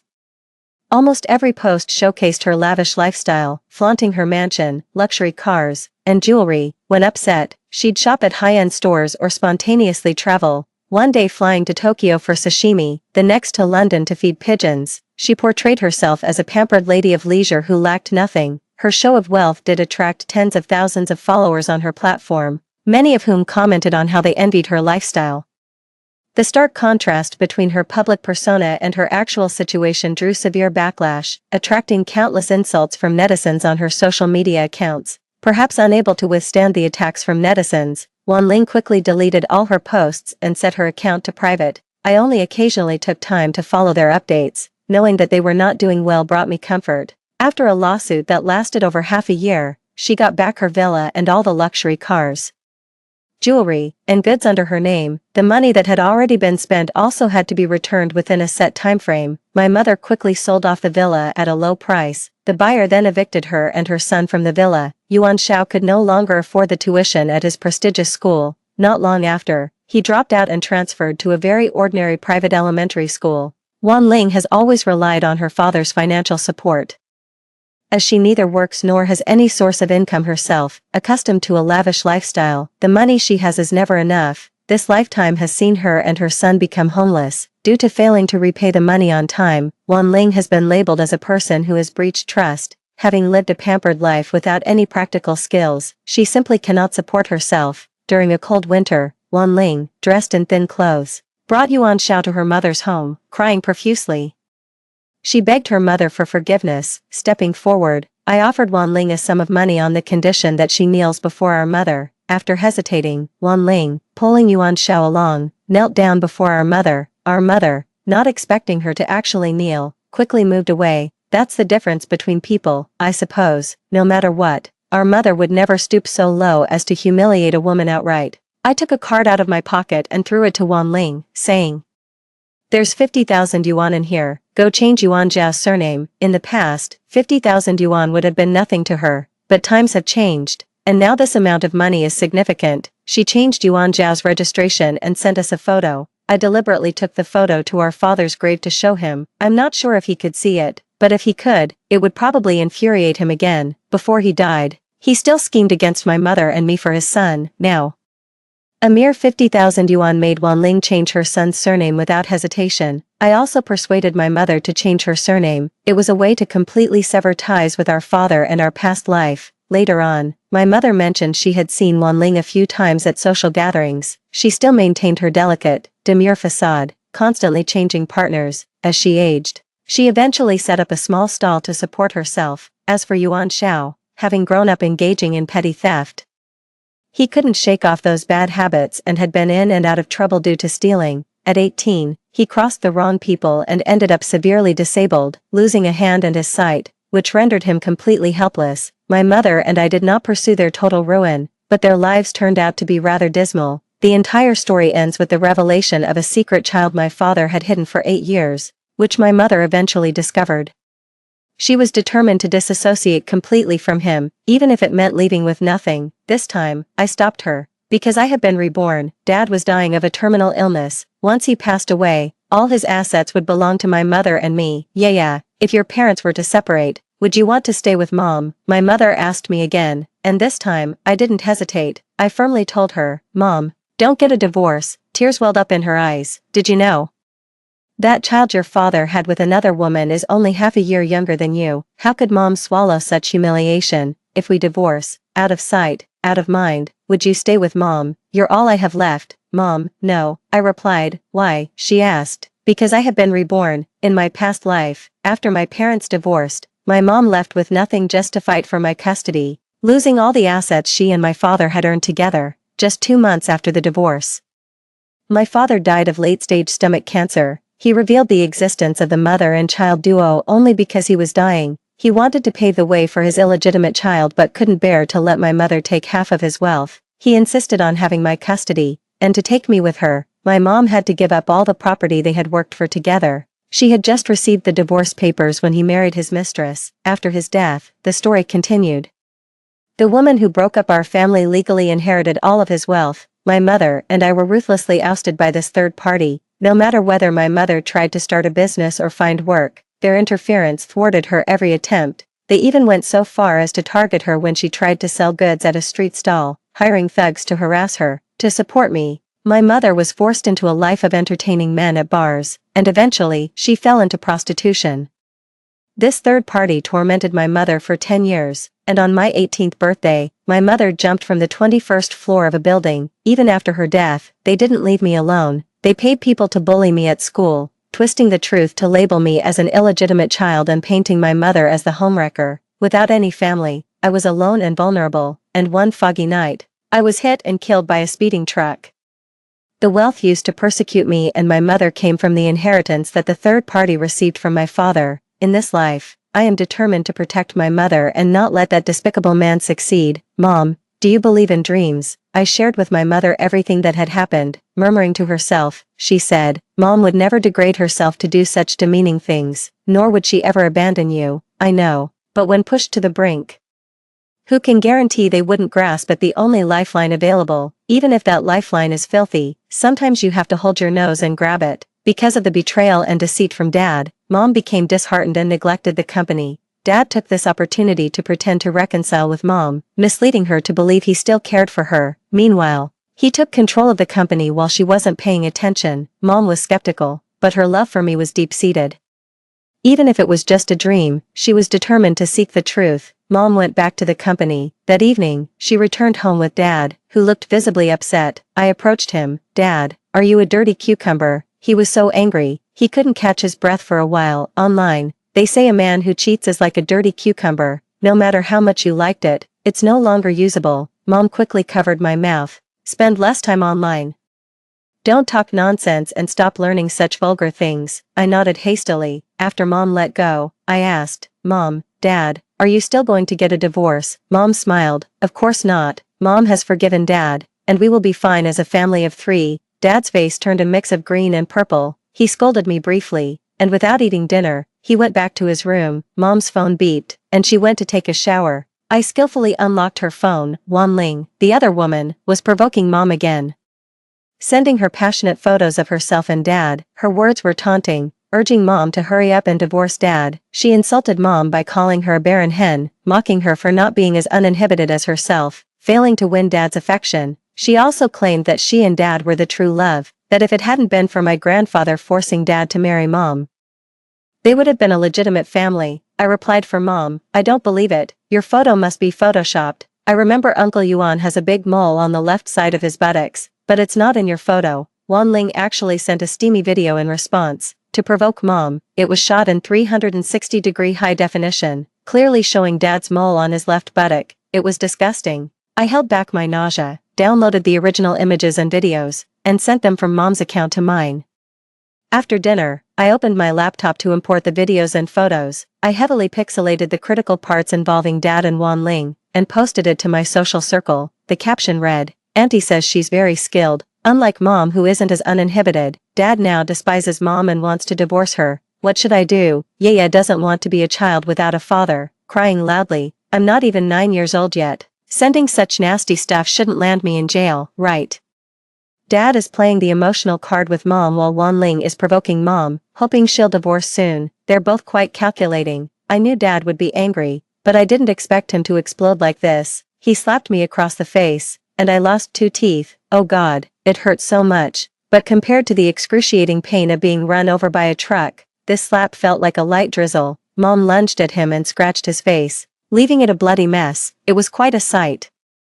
He ordered me to delete the video, and I obediently did so, but deleting it was pointless. Who knows how many people saved that video overnight. Among my contacts, there are several aunts who are always eager to gossip, and I trust their determination won't disappoint Dad. Dad cursed Mom. Look at the fine daughter you've raised. He stormed out, slamming the door. My mouth was full of blood, and Mom, crying, wanted to take me to the hospital. I refused. Mom, when in trouble, we should go to the police. Despite her concern for me, Mom was persuaded to take me to the police station instead. Bleeding all the way there, I finally vomited as soon as we arrived at the station. With my mouth bloody, I shakily extended my hand to a kind policewoman, holding the 2 teeth I had kept. Auntie, Yaya wants to report a crime. It must have been Dad's first time in a police station, especially for assaulting his own daughter, after years of smooth sailing.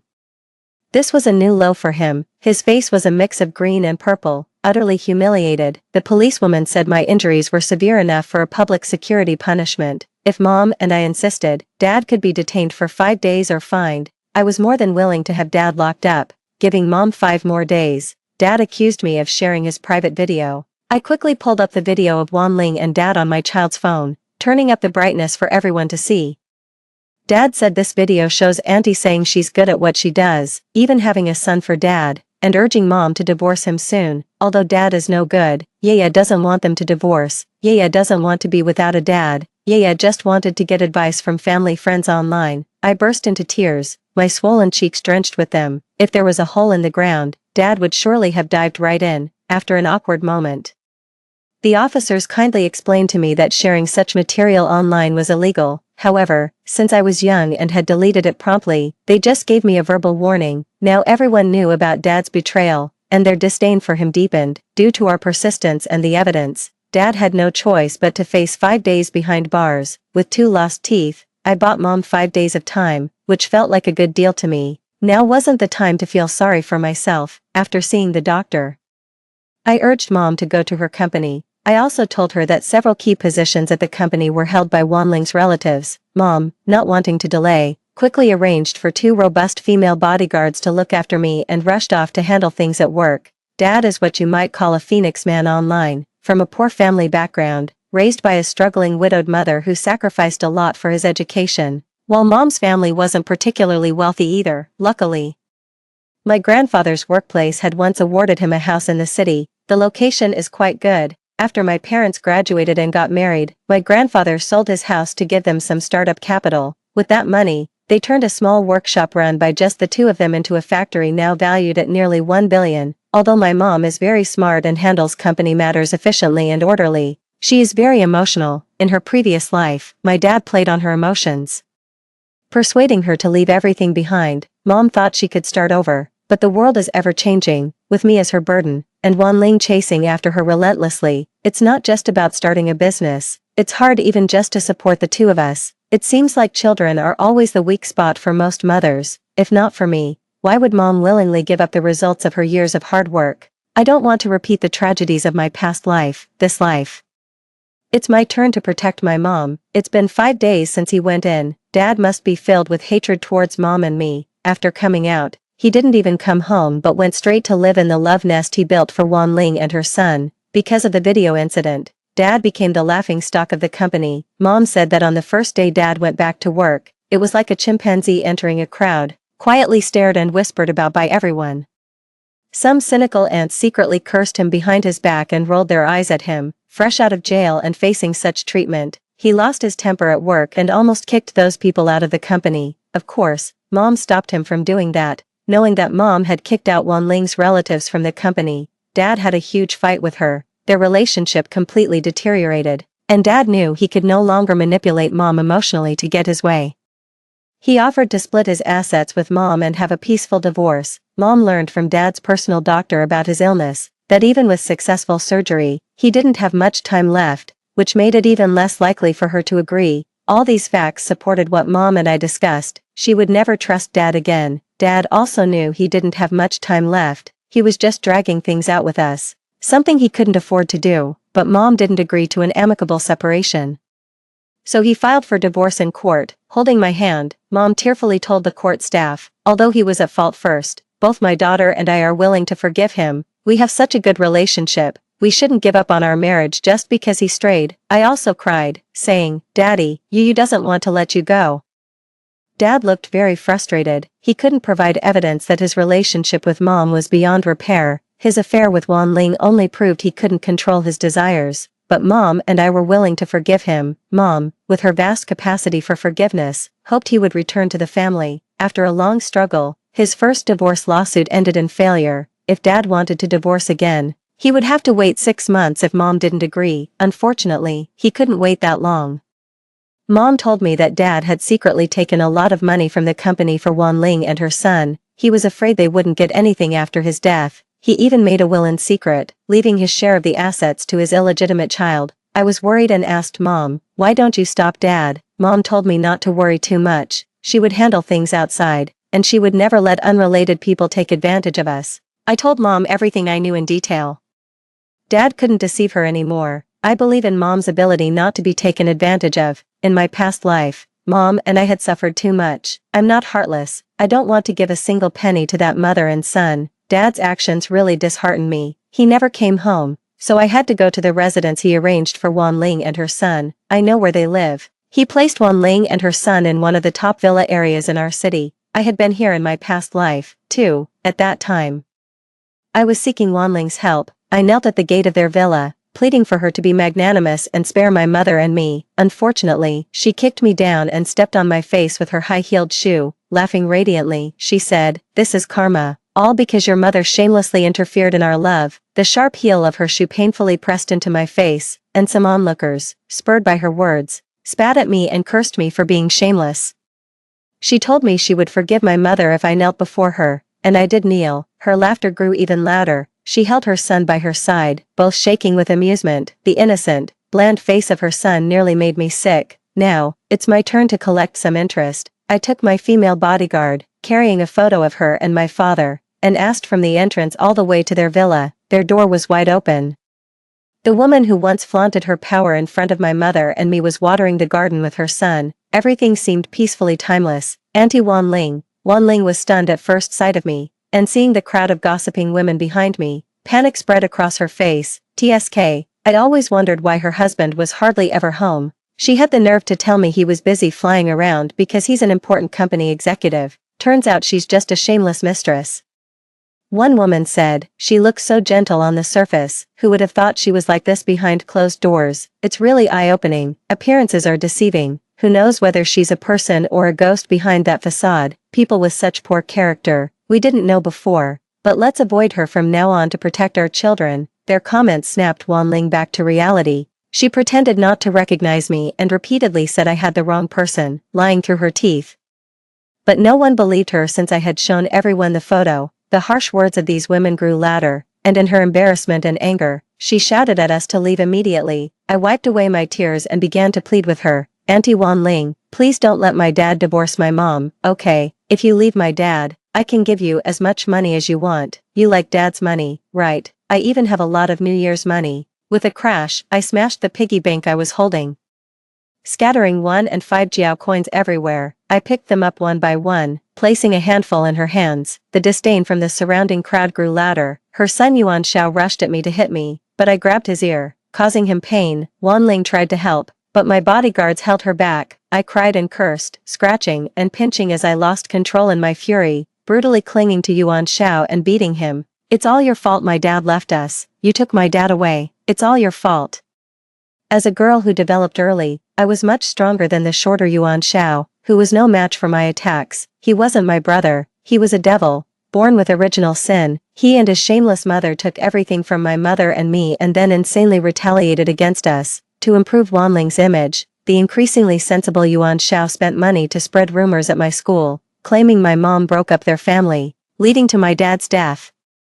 He even encouraged girls to lock me in the bathroom, tear up my textbooks and homework, frame me for cheating on exams, and had people throw slop on me on my way home. He was rotten from the start, and I wouldn't let him off just because he was still a child. When my father arrived, Yuan Shao was already bruised and disheveled. Wanling, holding her son, cried pitifully while my father raised his hand to hit me. My bodyguards shielded me, watching my father warily, ready to restrain him if he struck. Peeking through the gap between them, I straightened my neck at my father. "If you want to end up in jail again, go ahead, hit me, come on, kill me. You knocked out 2 of my teeth last time, you want to hit me again, don't you? I was just trying to protect our family. What did I do wrong? How could you shamelessly flirt with others? I must have been incredibly unlucky to end up with a father like you." There were too many onlookers, forming a tight circle around us. They were all talking at once, berating Wanling and my father for being shameless. Now, they pointed fingers and whispered about my father and Wanling. My words enraged him so much that he clutched his chest, swayed, and finally collapsed in the garden. I never expected my father to be so intolerant of stress that he would faint like that. Immediately, I cried out as I called for an ambulance. When the ambulance arrived, Wanling tried to bring her bruised son with us to the hospital, but I forcefully pushed her away. My father's anger led to a series of adverse reactions. His cancer cells had spread even more severely. The doctor said that without immediate surgery, he might not survive the month. If he underwent surgery right away, there was a 30% chance of success. Even if successful, at most, he could live only another year or so. When my father woke up and saw me, he tried to scold me but was sharply slapped by my mother. "Since you're already bedridden, just stay calm," she said. My father was furious. but he was too weak to walk a few steps without gasping for air, no match for my mother. I held him down on the bed and relayed the doctor's words to him, asking for his opinion. I don't know if he had undergone surgery in a past life, but regardless, he died not long after. My father looked defeated.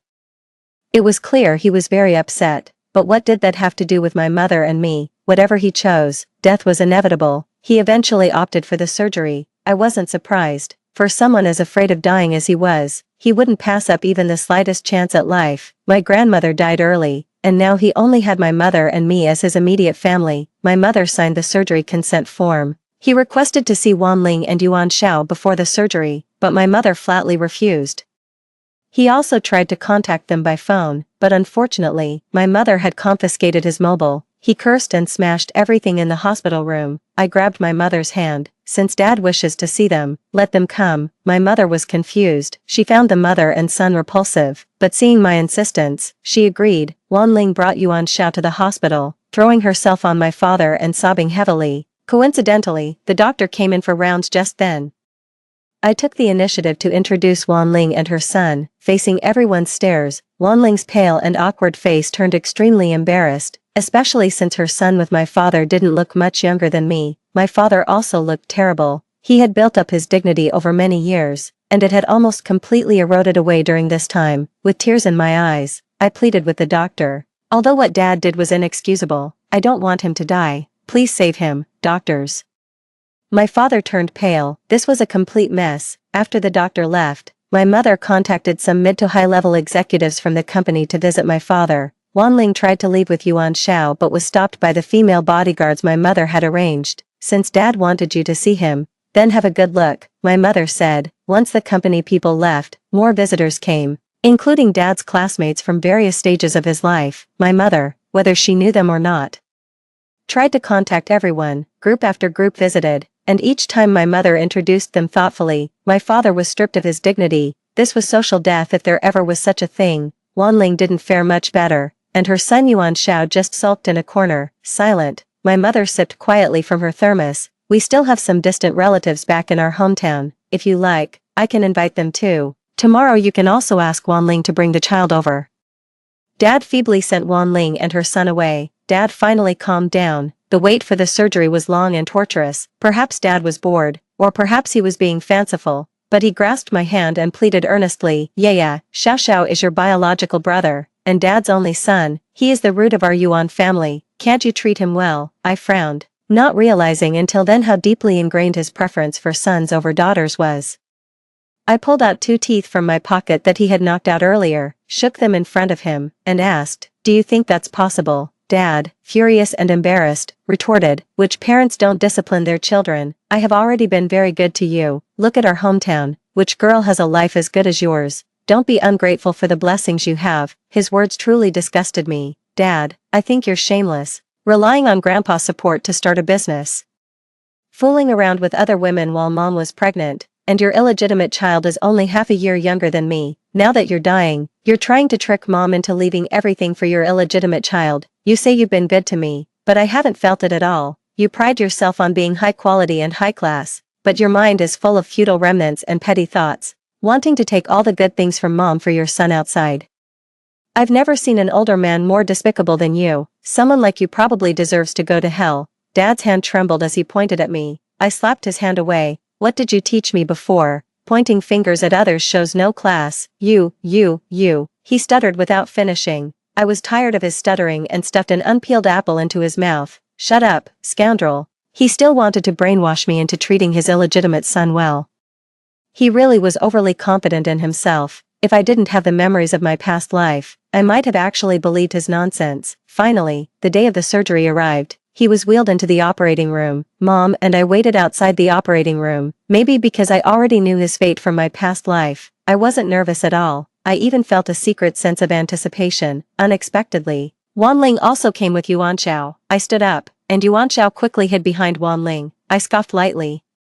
Coward. Mom glanced at Wanling expressionlessly and didn't say a word. Wanling smiled awkwardly as she approached. Sister Chiwen, I came to see old Yuan. Mom treated her like air, not sparing her another glance. From morning until afternoon, the light outside the operating room finally changed. Shortly after, the doctors walked out, the leading doctor's face very serious, his eyes filled with pity as he looked at my mom and me. Say whatever you need to say to him soon.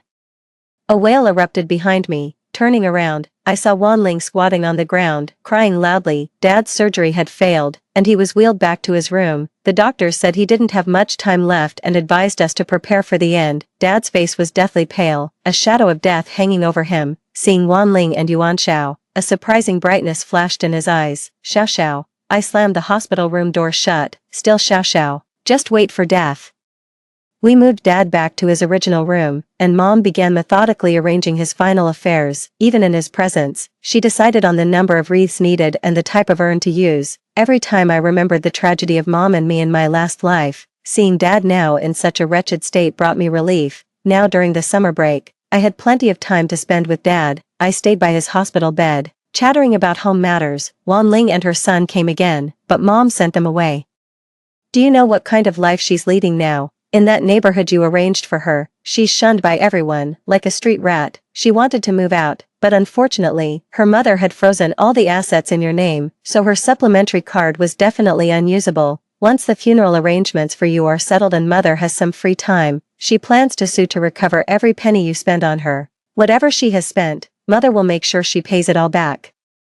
Dad stared at me intently, his voice hoarse. Xiao Xiao, Xiao Xiao. On the brink of death, he still thought about his illegitimate child outside. I couldn't help but scoff. Do you think everything is settled just because you made a will? It's not even certain whether your will is legally valid. Everyone says an illegitimate child has the right to inherit, but who can prove that Yuan Shao is your biological child? Do you think you can rest easy just because you did a paternity test in secret? Mom consulted a lawyer, and that test you did is worthless. Mom has already arranged everything for your funeral, and without her and my permission, Wanling will have no chance to do a legal paternity test for Yuan Shao. Yuan Shao and Wanling won't get a dime from us. Dad's whole body convulsed and shook for a while before he gradually calmed down. His eyes were filled with hatred. If looks could kill, I would have died thousands of times under his piercing gaze. What did we do wrong? We just didn't want someone else to take what rightfully belongs to us. If only Dad had a bit of conscience in his previous life and hadn't been so scheming towards Mom, we wouldn't have ended up so miserably. He is the real culprit for our plight. I met his gaze. Just wait and see. Dad passed away that very midnight. He did not live an easy life in his final days. I think if I hadn't upset him, he might have lived a day or two longer. I admit, I did it intentionally. I didn't want him to pass away comfortably. Why should he get away scot-free after all he did to hurt Mom and me? I just wouldn't let him have his way. I wanted him to be unable to let go of Wanling and her son even in death. Mom methodically arranged his funeral. After returning from the crematorium, we were approached by Wanling and her son. Knowing that Dad had passed away, Wanling and her son were devastated. I'm not sure how much of their grief was genuine, but without Dad to support them, there must be some sincerity. Mom didn't stop them. They participated in Dad's funeral from start to finish. Once Dad's affairs were settled, the issue of inheritance came up. Wanling claimed that Yuan Shao was Dad's biological son and entitled to inherit his assets, unfortunately, without proof. Her claims were baseless, and Mom and I didn't acknowledge them. Dad was already ash. It wasn't possible to dig up his urn for a paternity test with Yuan Shao. Not only could she not get the so-called inheritance, but she also had to return the money previously spent on them. Mom unapologetically submitted the evidence she had collected. Every penny Dad spent on them was part of the joint property he shared with Mom, and Wanling was obligated to return that money. Starting with the villa in Wanling's name, followed by large bank transfers, the gold and luxury items Dad bought for her, the evidence was laid out one by one, and it wasn't something Wanling could simply deny as a voluntary gift. Confused and overwhelmed, Wanling sought guidance and, unbelievably, brought a family mediation TV program to confront Mom and me. She tearfully portrayed Mom as heartless on camera, accusing her of ruthlessly pursuing them after Dad's death. She naively thought she could sway public opinion to pressure Mom and me into submission. Did she think everyone was as morally twisted as her to sympathize with her, exposing her most disgraceful side to the public? She was the first person I had ever seen do something like this, who doesn't know how to garner sympathy, especially since Mom and I were the actual victims. Mom, holding back tears, told the mediator about her struggles. Yaya is only half a year older than that child. They've been under my watch for so many years. I never left the factory even during my confinement. In the early days, there was so much to handle: finances, procurement, customer service, vehicle scheduling. I was behind it all. on the first day out of confinement, I rode an electric scooter to deal with taxes, and on the way back, I got caught in a heavy rain. To save a bit of taxi money, I waited with my child under a bridge until it was dark. Starting a business was incredibly hard. And these were all true experiences of Mom. As she spoke, her eyes also welled up with tears. Mom had poured her heart and soul into building her success. Wanling only saw her mother's public successes but failed to see the sacrifices she made behind the scenes. While her mother was tirelessly working for their factory, her father managed to find time to engage in affairs. It's hard not to feel outraged by this. Her mother was merely protecting her lawful property, which was perfectly reasonable. Wanling later claimed she too was deceived by her father, having had no idea he was already married, considering he started his business in his 30s, was somewhat successful, good-looking, and often absent. Why would she assume he was single? Everyone knew better. Such excuses might fool children but not adults. Her denials appeared extremely weak on camera. She pleaded with her mother to consider her father's role in their lives and not to be so merciless towards her and her son. We were already so wealthy. She didn't ask for her son Yuan Shao to inherit her father's wealth, just a small share from her mother, which would hardly impact us. She spoke eloquently, making herself sound very pitiful. Unfortunately, the decision was up to her mother, not the mediators or photographers. After discussing the past, her mother then presented evidence of the money her father had spent on Wanling before his death, millions on a villa handed over as a gift. Luxury cars worth tens to hundreds of thousands were placed one after another, and tens of millions spent on her altogether. Even Yuan Zhao's elite school fees were dozens of times more expensive than my elementary school. Their life was far more indulgent than mine and my mother's. This mediation show had no effect on Wanling. In fact, it brought her a barrage of criticism. Gossip mongers even tracked down her social media accounts. Each post showcased her lavish lifestyle, flaunting mansions, luxury cars, and jewelry. She shopped at high-end stores whenever she felt down and took spontaneous trips, flying to Tokyo for sashimi one day and feeding pigeons in London the next. Her online persona was that of a pampered lady who had everything. Her flaunting gained her thousands of followers, many of whom envied her lifestyle. The stark contrast in her public image attracted endless criticism, and numerous netizens flooded her account with derogatory comments. Perhaps unable to withstand the online backlash, Wanling soon deleted all her posts and set her account to private. I only checked in on them occasionally, feeling pleased to know they were not doing well. After a prolonged court case lasting over 6 months, she had to return the villa, all luxury vehicles, jewelry, and other luxury goods. The money already spent had to be repaid within a specified timeframe. My mother sold the villa at a reduced price. The buyers evicted them from the villa. Yuan Shao could no longer afford his elite school and soon had to transfer to an ordinary private elementary school. Wanling, who had always lived off her father's money, had no job or any other source of income, used to a lavish lifestyle. The little money she had was hardly enough. They became homeless. Due to her failure to repay the borrowed money, Wanling was declared a defaulter. Having lived a life of luxury without any practical skills, she was incapable of supporting herself. During a cold winter, Wanling, dressed thinly, came to our house with Yuan Shao, crying and begging for my mother's forgiveness. I stepped forward, bypassing my mother, and offered her money if she would kneel to my mother, hesitating briefly.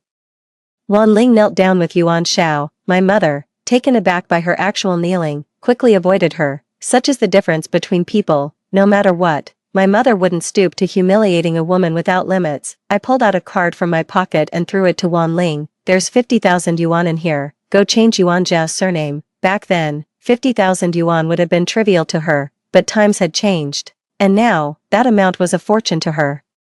She changed Yuan Zhao's registration, took a photo, and sent it to us. I made a point to take the photo to my father's grave and burned it for him to see. Whether he could see it or not, if he could, it would probably shock him once again. Just before he died, he still manipulated the situation for his son at the expense of me and my mother. Now, with just 50,000 yuan, Wanling didn't hesitate to change her son's surname. I pleaded with my mother to change her surname as well. It was a final break from my father, a complete severance from our past life. Later on, my mother mentioned she had seen Wanling at several parties. She still maintained that subtle, delicate demeanor, constantly surrounded by different men. As she aged and lost her charm, she ended up running a small stall to sustain herself. As for Yuan Shao, he grew up engaging in petty thefts and could never shake off his bad habits.